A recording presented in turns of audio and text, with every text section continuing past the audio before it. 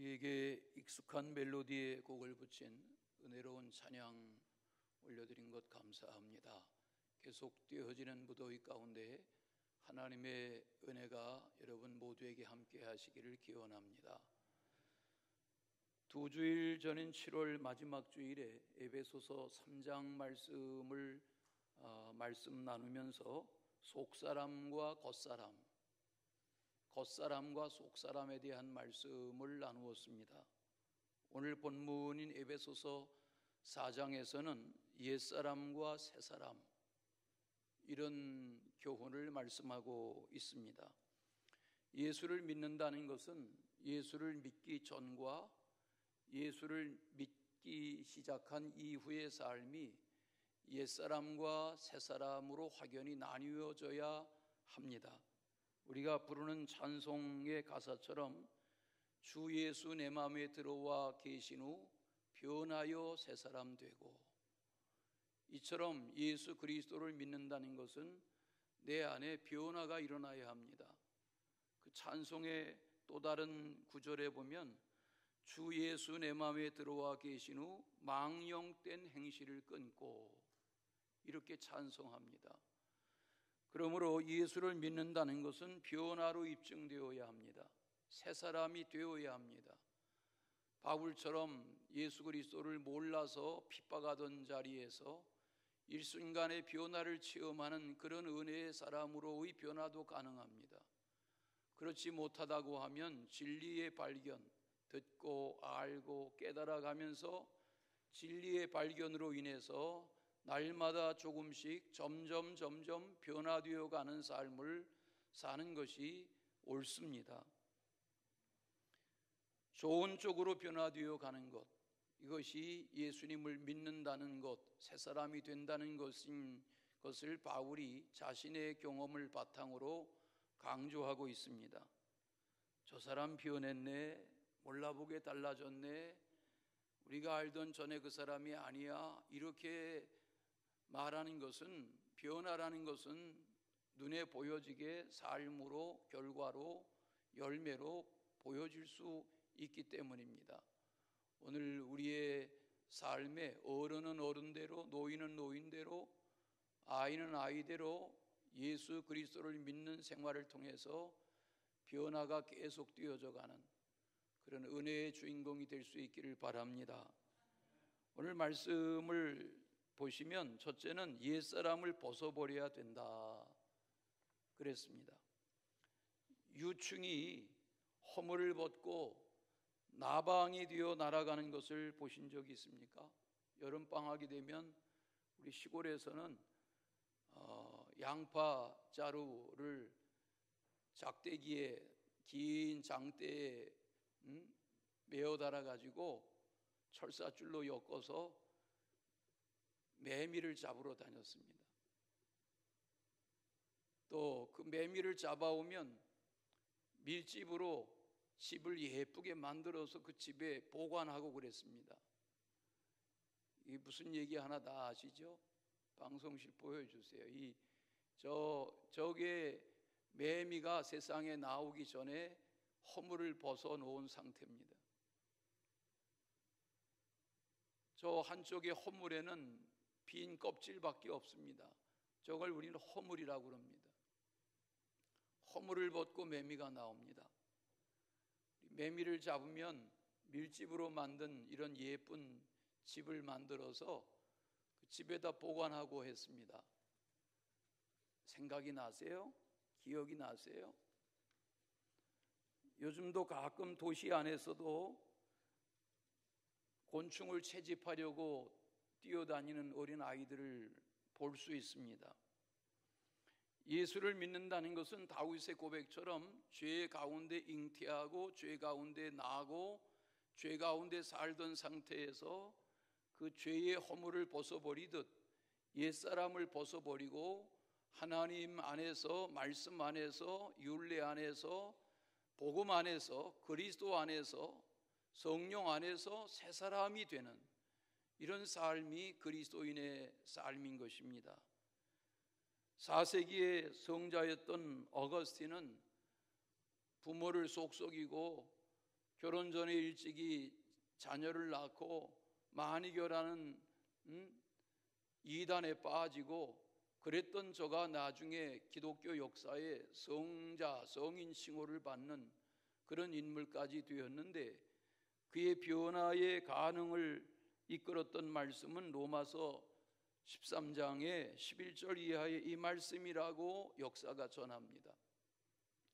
또한 너희가 이 시기를 알거니와 자다가 깰 때가 벌써 되었으니 이는 이제 우리의 구원이 처음 믿을 때보다 가까웠음이라. 밤이 깊고 낮이 가까웠으니 그러므로 우리가 어두움의 일을 벗고 어두움의 일을 벗어버리고 빛의 갑옷을 입자. 낮에와 같이 단정히 행하고 방탕과 술 취하지 말며 음란과 호색하지 말며 쟁투와 시기하지 말고 오직 주 예수 그리스도로 옷 입고, 이 로마서 말씀에도 보면 벗어버리고 옷 입고 이런 말씀을 하세요. 오직 주 예수 그리스도로 옷 입고 정욕을 위하여 육신의 일을 도모하지 말라. 이 말씀이 어거스틴을 하나님의 사람, 역사의 성인의 삶으로 변화시킨 하나님의 말씀이라고 그럽니다. 어둠의 일을 벗어버려야 합니다. 새 사람의 옷을 입어야 합니다. 예수 그리스도로 덧입어야 합니다. 로마서의 말씀처럼 방탕하고 술 취하고 음란하고 호색하고 쟁투하고 시기하는 생활을 옛 옷을 벗어버리듯 벗어버려야 됩니다. 그리고 주 예수 그리스도를 인하여 새 옷을 입고 복음의 옷을 입고 살아가야 합니다. 최근 뉴스를 아십니까? 스카이 대학, 서울대, 연대, 고대, 스카이 대학을 중심으로 한 수도권에 14개 명문대 학생들이 수백 명이 모인 그런 동아리가 수사망에 잡혔습니다. 마약을 유통하고 마약을 투약하고 집단으로 성관계를 갖고 이런 명문대 학생들 수백 명이라고, 언론은 200명이다 900명이다 말하지 않고 수백 명의 온라인 조직이 발견되었다, 수사 중이다, 그런 발표가 났습니다. 그 중에 한 명문대 학생은 20대 동아리 임원이었는데 10대 미성년자와 성관계를 갖고 촬영한 영상물을 수백만 원씩 받고 팔아넘긴 혐의로 구속 수사 중이다 그랬습니다. 여러분, 스카이 대학 아무나 갑니까? 요즘 수도권에서 자녀를 키워도 인서울 하는 게 어려워서 쩔쩔매는데 명문대학 아무나 갑니까? 그러나 명문대 학생이라고 다 명문대 학생이 아닙니다. 20대 초반의 대학생 시절을 잘못 보내면 그들의 삶이 일순간에 무너지고 맙니다. 과거에 시골에서 농한기에 노름하는 이들이 있다는 이야기를 들어보았습니다. 고수톱하고 저는 잘 모르겠는데 도리직구땡이라는 거를 했다 그랬습니다. 땅 문서를 놓고 농한기에 노름을 합니다. 소판 값을 하루 저녁에 날려버립니다. 어젯밤에 이 도리직구땡이라는 단어를 알아서 인터넷에 검색창에 도리직구땡 그렇게 치니까 김용만이라는 소설가의 장편 소설인 칼날과 햇살이라는 소설의 장면에 그 내용 중에 도리직구땡이라는 단어가 표현된 것을 보았습니다. 지방 사투리로 되어 있어서 제가 다 전달하기는 어려울 것입니다. 네가 진짜 병신이다 그 말이도 어째서 노름을 할락하모 기술이 있어야지 개뿔도 오기만 가지고 돈 딸 성부르냐? 그리고 돈을 날렸으므 깨끗이 손 떨어야지 뭐 한다고 칼부림했노? 하긴 그려 하지만 눈깔이 획 뒤집히는디 어쩔 거요? 그 얌생이 같은 놈이 살살 긁어대는 바람에 꿰매 빠졌은 게 얼마나 괘씸해야지.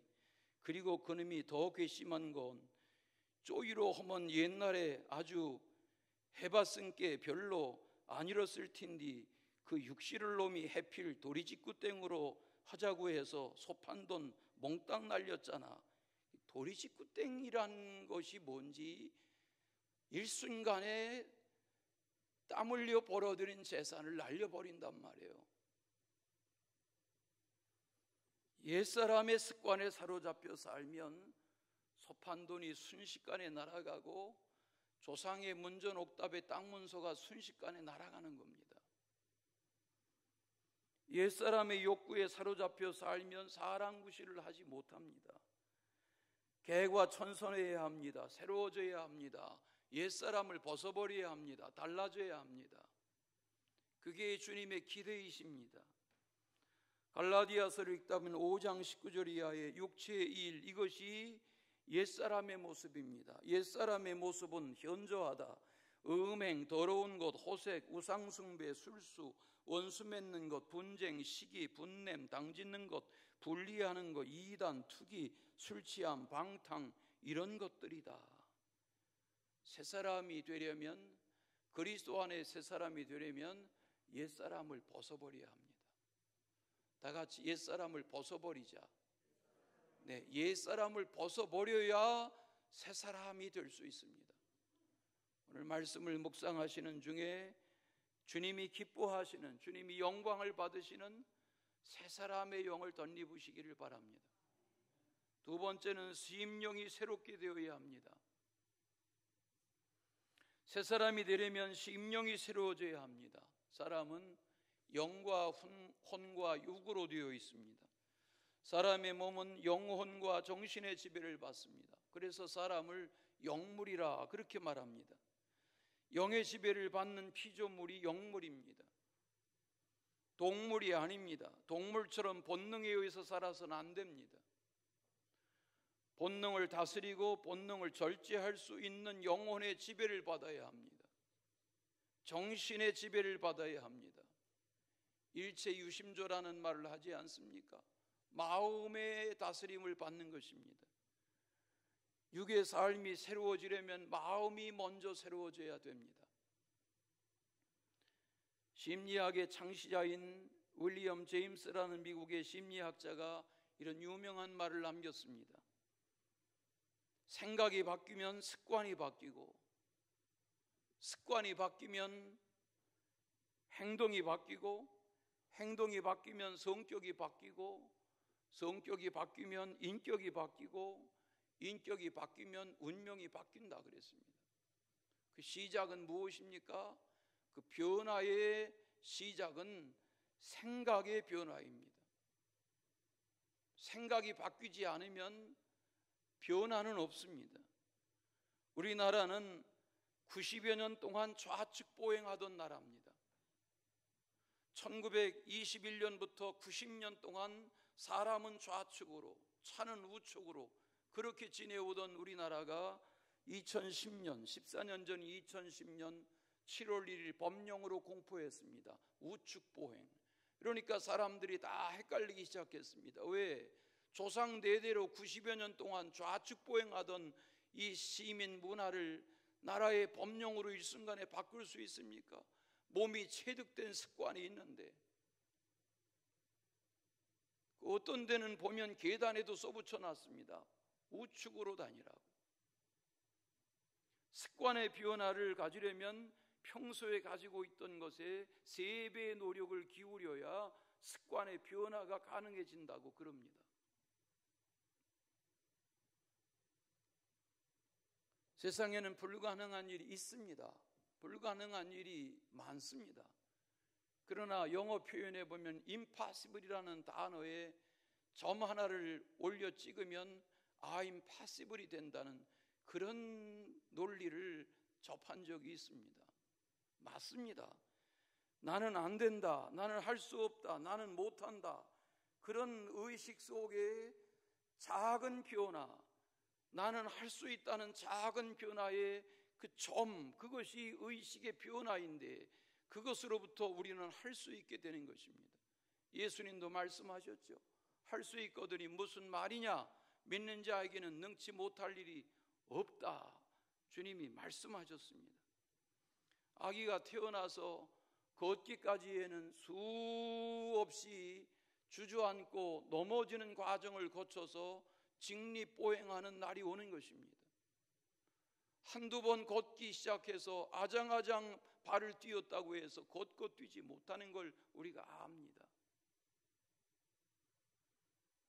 600만 명의 유대인을 학살한 아돌프 히틀러는 성장기에 화가가 꿈이었다고 합니다. 보여주십시오. 그의 그림은, 성장기의 그의 그림은 굉장히 사실적입니다. 사진처럼 아주 자세하게 그립니다. 이런 미를 추구하던 예술학도였던 미술학도였던 한 소년이 커서 인류 역사에 가장 극악한 사악한 일을 벌였습니다. 왜 그럴까? 물론 그의 그런 사악한 변화를 역사학자들이 말합니다. 그러나 우리는 단순하게 생각하면 악한 영이 지배하면 악해지는 것입니다. 옛사람의 삶의 모습의 지배를 받으면 그 옛사람의 영으로 인해서 인간이 타락하게 되는 것입니다. 자신도 불행해지고 남도 불행해지는 것입니다. 그러므로 중요한 것은 심령입니다. 심령으로 새롭게 되어. 여기 심령이라는 말은 생각을 말합니다. 정신을 말합니다. 마음을 말하는 겁니다. 사람의 마음이 새로워지고 정신이 새로워지고 생각이 새로워지면 삶은 새로워지기 시작하는 것입니다.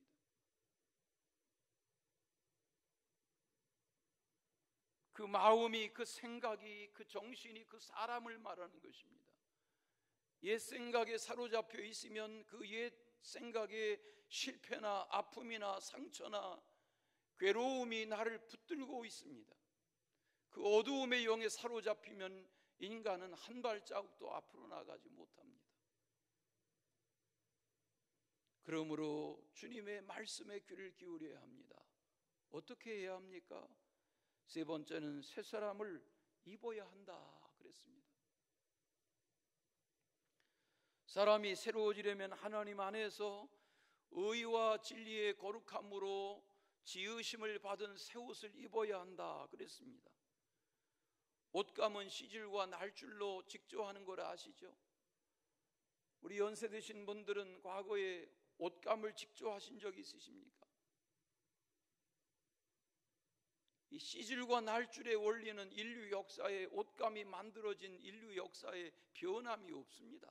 과거나 오늘날이나 마찬가지입니다.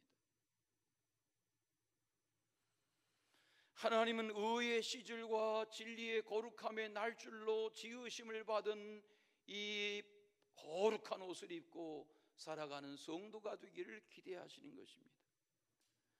의라고 하는 것은 모든 생활에서의 바른 태도를 말합니다. 진리의 거룩함이라는 것은 하나님과 나 사이에서의 올바른 삶을 말하는 것입니다.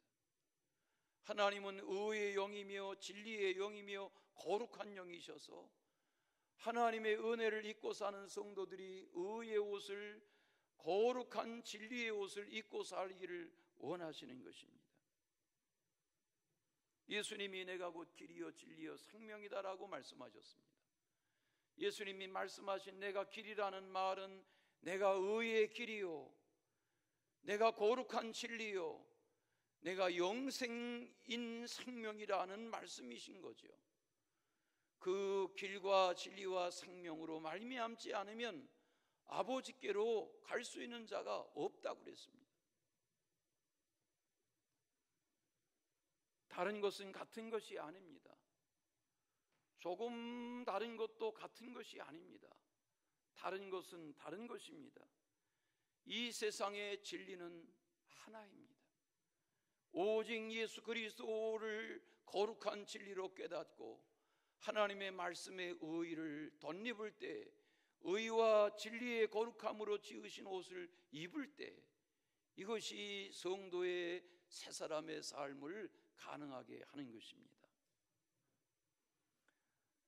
오늘 말씀의 17절을 보시면 이방인의 허망한 것을 따라 살면 안 된다 그랬습니다.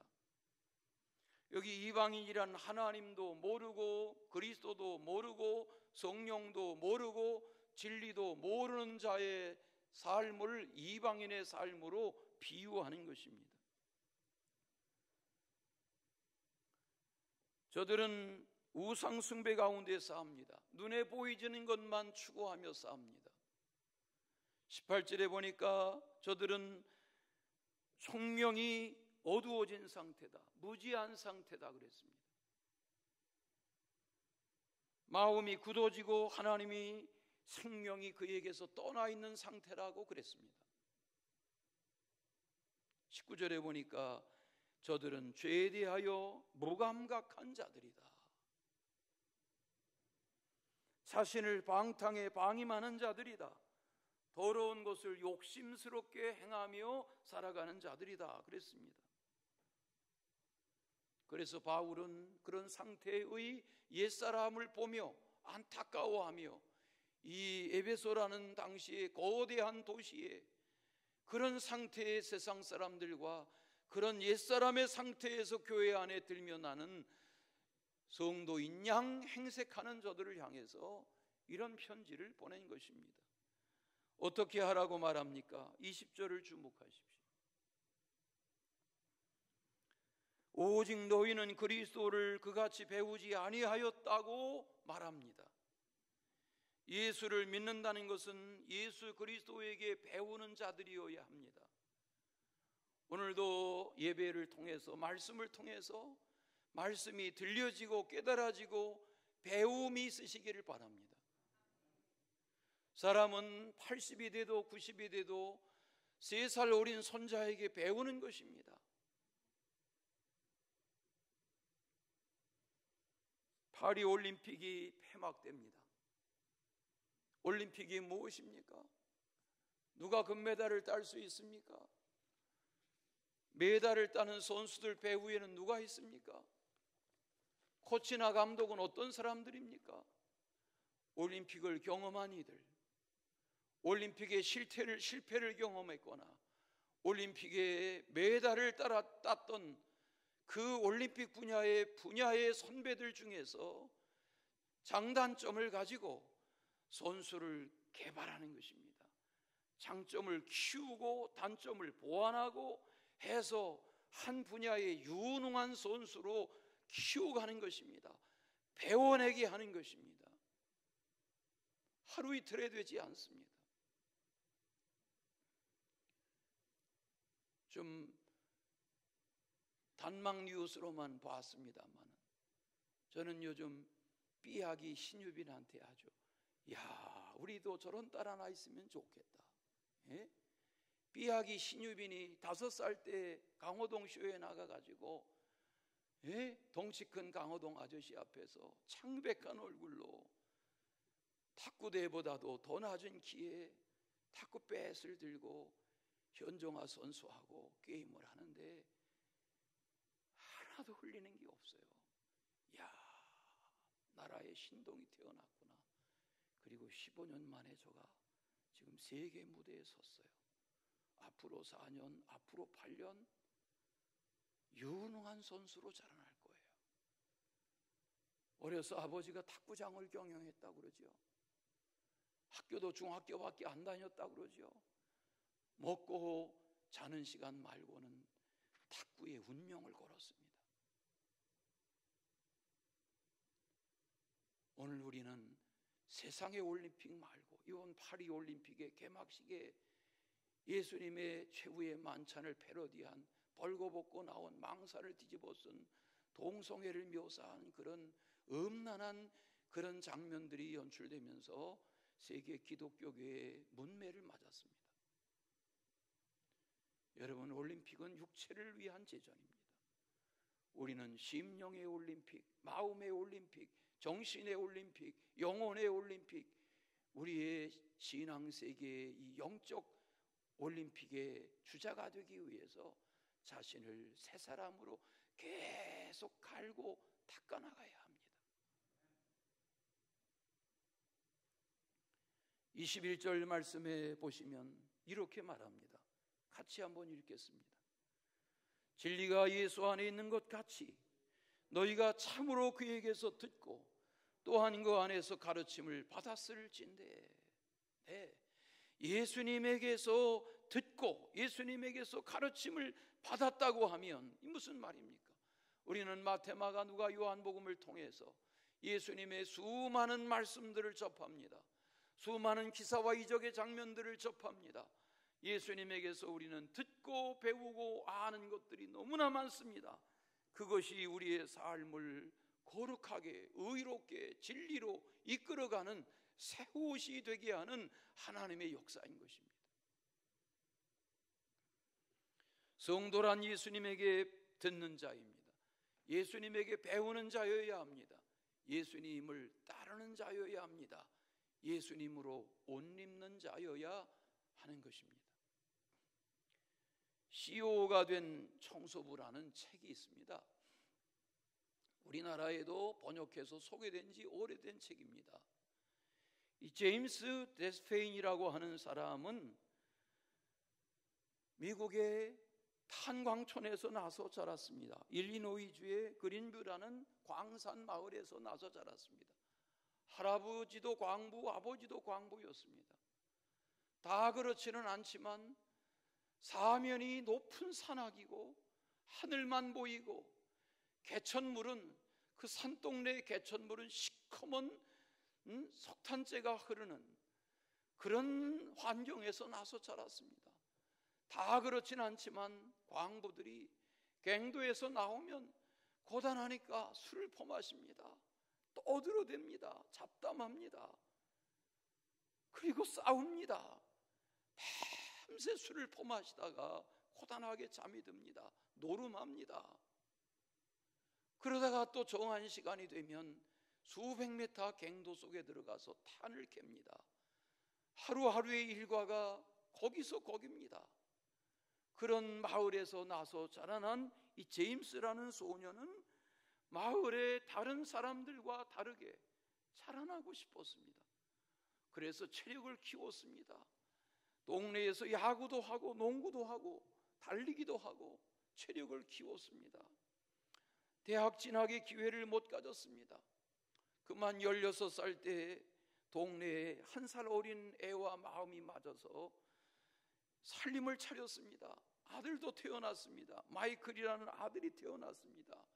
가정경제를 책임져야 하니까 주 방위사령부의 공군에 입대했습니다. 군인이 됐습니다. 자원한 군인이 됐습니다.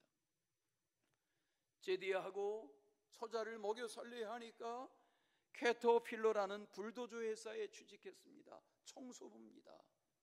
하루 종일 쇠를 깎는 소리가 고막을 때립니다. 고막을 찢는 것 같습니다.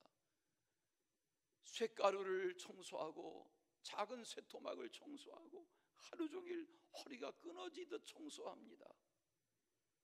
할아버지도 광부였고 아버지도 광부였는데 자기는 철공소에서 불도저를 만드는 철공소에서 청소부로 일합니다.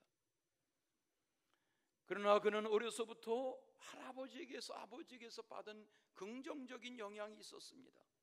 집중력, 하나님을 믿는 믿음의 가치, 신념, 끈기, 헌신, 체력 증강, 이해심, 정직, 신뢰, 적극성, 질서, 윗사람에 대한 공경, 권위를 받아들이는 태도, 선한 경쟁력, 거룩한 불만족, 최선을 다하는 삶의 태도, 근면과 노력의 가치, 상관에 대한 존중, 주어진 일을 만족스럽게 끝맺는 태도, 주어진 일을 똑바로 하는 일처리, 주어진 기술과 능력을 최대한 활용하는 삶의 환경을 뛰어넘기, 스스로에게 솔직하기, 주어진 일을 칭찬받을 만하게 잘 해내기, 이런 일들을 저는 많은 공부를 하진 않았지만 삶의 철학으로 메모하면서 자신을 가꾸어 가기 시작했습니다. 그의 책에는 6.25 얘기도 나옵니다. 자기의 주변의 선후배들 중에 6.25에 참전했던 이들, 가본 적이 없는 낯설은 나라에 가서 생명을 바쳤던 동료들의 이야기가 나옵니다. 전쟁의 이야기가 나옵니다. 그리고 자기가 청소부로 일할 때의 경험을 말합니다. 야 임마, 청소나 하지 뭘 바라봐. 그런 천대를 받으면서 그런 비아냥거리는 소리를 들으면서 자기는 묵묵하게 자기의 주어진 일을 해나갔는데, 때가 되어서 주변 사람들의 눈에 들기 시작했고, 저는 이 회사의 나중 최고 경영자가 되었습니다. 그래서 그의 책의 제목은 CEO가 된 청소부입니다.